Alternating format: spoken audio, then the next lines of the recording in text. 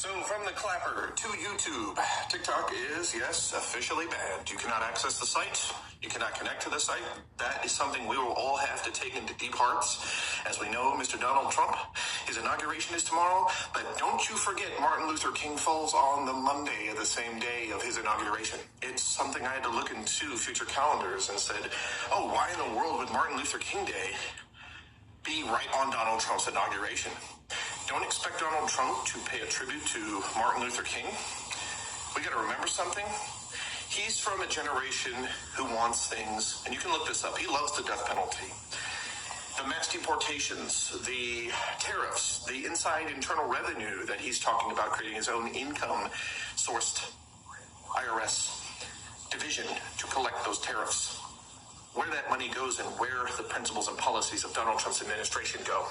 We, the people, we have a dream and a future such as Martin Luther King envisioned for America, but not just for the white man, for all, and especially for his children. Something I learned in history class, something if you didn't re-watch and relearn about Martin Luther King, it should empower you.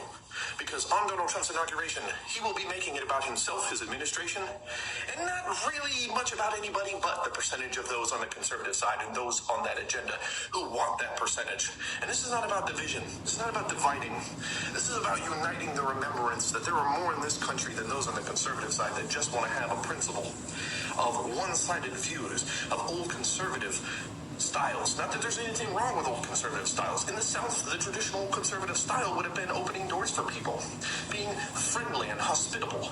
Remembering back to when, in the worst annals of history, the South endured slavery while the North was against it, even though Democrats in the past were hypocrites, and Republicans step up to the plate during, yes, that's right, the one and only Abraham Lincoln, the one Republican who ended slavery, abolished. And to that note, he was assassinated. And I'm going to keep in tune with you guys for part 2, only because on the clapper, we have such short videos. Stay tuned for part 2, because these videos, as I'm going to be doing, won't be as long as this one for today, but this is in remembrance on this holy day of Sunday for all churchgoers and everybody out there, for the kids, for the present, for the future, because without the present, there is no future. I'll leave it on that note. Thanks for watching, and stay tuned for part 2.